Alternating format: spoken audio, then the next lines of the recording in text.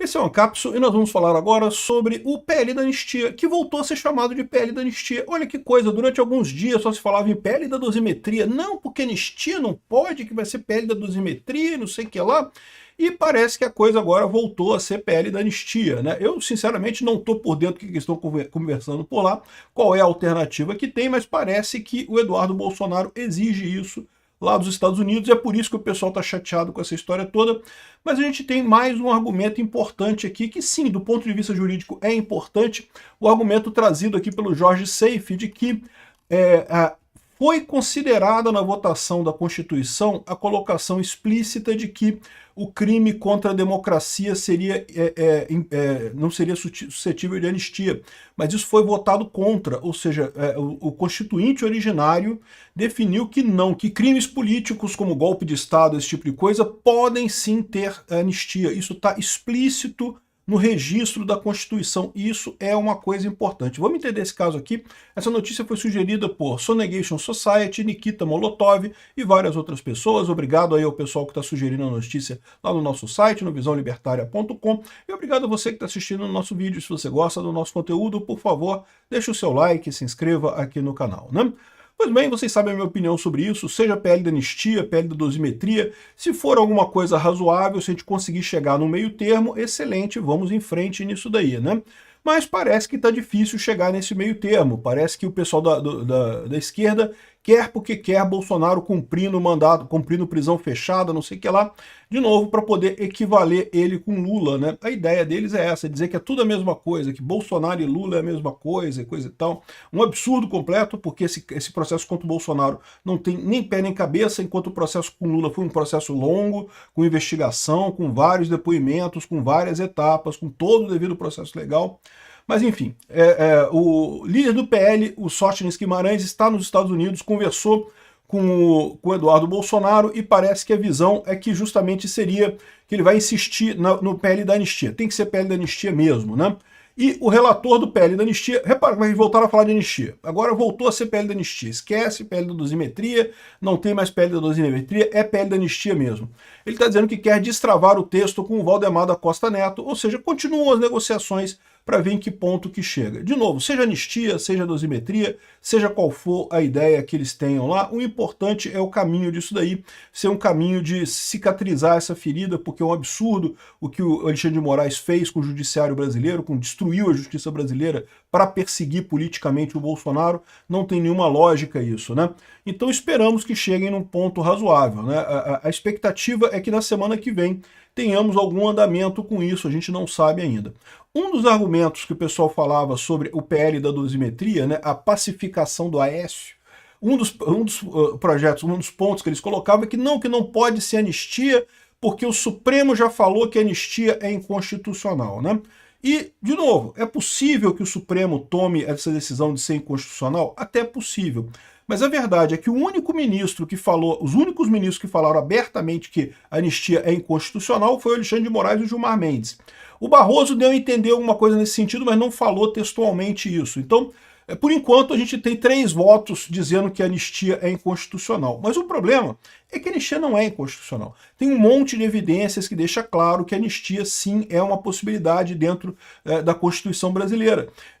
O próprio Barroso, embora ele tenha sugerido que seria alguma coisa indevida e coisa e tal, depois ele já deu declaração falando que não, olha só, se a Câmara decidir, a Câmara decidiu, é prerrogativa da Câmara decidir anistia e coisa e tal, né? O STF vai considerar isso, mas é prerrogativa da Câmara decidir anistia. Então o próprio Barroso, que era um dos que estava meio que contra essa história, já está aceitando isso daí. É verdade que todo mundo ali no STF está assustadíssimo com a situação do Trump, com essa briga do Trump com o Brasil, e já estão dispostos a chegar nesse acordo aí. Eu acho que tem espaço sim para um PL da anistia mesmo, de liberar todo mundo, né? E tem mais uma coisa aqui que é bem interessante de notar, quem trouxe isso foi o Jorge Seife Júnior, que trouxe aqui uma descoberta histórica legislativa referente à possibilidade, à constitucionalidade da anistia a crimes de golpe de Estado e congêneres, né? Descobrimos que a questão da anistia de crimes contra a ordem constitucional e o Estado Democrático de Direito foi objeto de deliberação específica na ocasião da aprovação da Constituinte de 88, e que os constituintes decidiram, na ocasião, que sim, a anistia de crimes de golpe de Estado e congênere é possível, não é vetada pela Constituição. Isso é sim uma coisa importante. Deixa eu explicar para vocês. Quando você tem a legislação, a norma escrita, né, muito leigo tende a achar que equivale a só a norma. Não, não é só a norma. Tem todo o contexto da norma é importante. Inclusive, a Constituição ela tem as notas sobre o que foi discutido, e já teve vários casos na Justiça decidido com base nas notas que foram feitas na Constituição ali sobre o que foi decidido no final das contas. Não é só a lei da Constituição, mas o que tem que imperar é o espírito do constituinte, de quem escreveu, a intenção de quem escreveu a Constituição, né? E aí, ele chama atenção aqui, ó, que o inciso 44, né, que é do artigo 5º da Constituição Federal, ele foi aprovado um destaque do congressista Carlos Alberto Caó, que suprimia a expressão insuscetível do benefício da anistia. Ou seja, olha só como é que é a Constituição aqui. Ó. Se você vier aqui no inciso 43, a lei considerará crimes inafiançáveis, insuscetíveis de graça ou anistia, a prática de tortura, o tráfico ilícito de entorpecentes e drogas e afim, terrorismos e coisa e tal, por eles respondendo os mandantes, executores, etc, etc, etc. Então, ou seja, o inciso 43 aqui do artigo 5º diz que realmente tortura, tráfico ilícito de entorpecentes e drogas e coisa e tal, e terrorismo não são passíveis de anistia. Então o Congresso não pode aprovar anistia sobre isso porque não poderia. Aí vem o inciso 44. Constitui crime inafiançável e imprescritível a ação de grupos armados, civis ou militares contra a ordem constitucional e o Estado Democrático de Direito. Então está dizendo aqui que os crimes contra a ordem constitucional e contra o Estado Democrático de Direito, o que inclui golpe de Estado, tentativa de abolição do Estado Democrático de Direito, esse tipo de coisa, eles são inafiançáveis e imprescritíveis.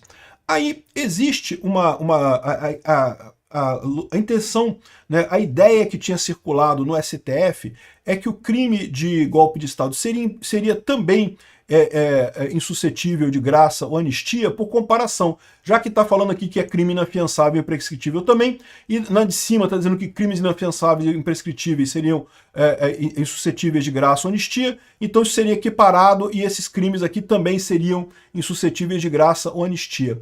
Mas o que ele descobriu foi o seguinte, que na votação lá, de fato, o texto original da Constituição foi escrito exatamente dessa forma. A lei considerará crimes inafiançáveis e imprescritíveis, insuscetíveis de graça e anistia, a ação de grupos armados, civis ou militares contra a ordem institucional e o Estado Democrático de Direito. Então havia originalmente essa redação aqui. Só que aí o senhor Carlos Alberto Caó,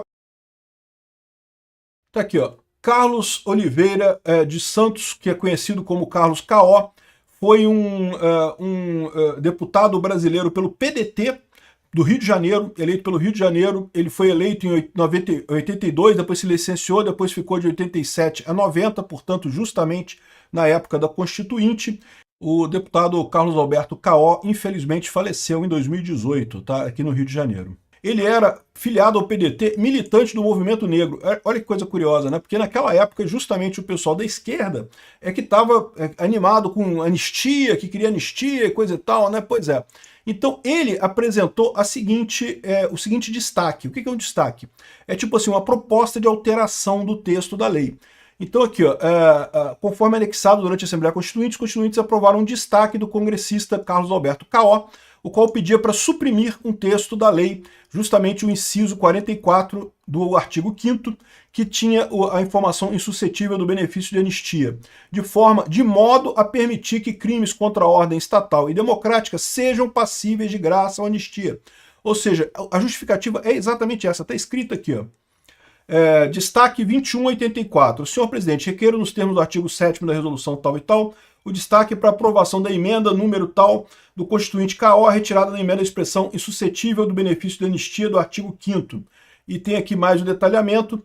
Aqui, ó, requeiro na insuscetível de anistia, passa-se o destaque número 2184, a emenda número 655, o autor é o Caó, constitui crime inafiançável e imprescritível, Vossa Excelência retira a referência insuscetível do benefício da anistia e continua. A ação de grupos armados, civis e militares contra a ordem constitucional e o Estado Democrático de Direito. O exímio autor da proposição está inscrito para defendê-la, tem a palavra e coisa e tal, e foi aprovada. Foi aprovada esse destaque, portanto, se retirou desse item aqui, e a justificativa era exatamente que é porque é um risco não permitir anistia de crimes contra a ordem democrática e o Estado Democrático de Direito, porque eles tendem a ser uma forma de calar a oposição, né? Inclusive, o Lula votou a favor disso. Lembra? O Lula foi um dos deputados constituintes, ele votou contra o texto base da Constituição, mas uma vez aprovado o texto base da Constituição, votam-se os destaques, né, votam-se essas alterações, e ele votou a favor disso daqui. Então o Lula votou a favor de permitir que isso seja, haja anistia a crimes de golpe de Estado, né? Então, isso é uma coisa importante sim, tá? Isso é um argumento importante no STF para dizer que, olha só, não, a intenção original dos constituintes era essa. Agora, dito isso, do ponto de vista jurídico, seria isso. Mas você sabe que o STF já está cagando para a justiça, está cagando para o bom direito, está cagando para a Constituição, não estou nem aí para nada. Então, mesmo com todo esse embasamento aqui, evidentemente que o STF pode virar e falar, não quero nem saber, a anistia é inconstitucional mesmo e foda-se. Eles podem falar isso. Não vou enganar vocês, não. Mas, de novo, segue a ideia da saída dessa parada. A saída dessa parada é o Congresso aprovar a anistia e a maioria dos membros do STF falar, quer saber de um negócio? Vamos acabar com essa porra, porque realmente tá foda isso, tá dando uma dor de cabeça. Vamos acabar com esse negócio. Então, ou seja, esse continua sendo o ponto. O pessoal aprovar a anistia no Congresso, isso o Lula vai vetar a parada, mas aí o Congresso derruba o veto e o STF vai falar, a maioria dos membros do STF vai falar, olha só, o Xandão não, o Xandão vai dizer que não, que é inconstitucional a 14º grau e não sei o que lá, mas o resto do STF vai falar, quer saber do negócio? Não, deixa passar, o Congresso aprovou, então foda-se. Vamos ver como é que vai ser isso daí. Mas é uma informação importante, uma informação que pode calar este argumento, que no momento é o argumento que está sendo levantado pelo Alexandre de Moraes para dizer que é inconstitucional a anistia para golpes de Estado.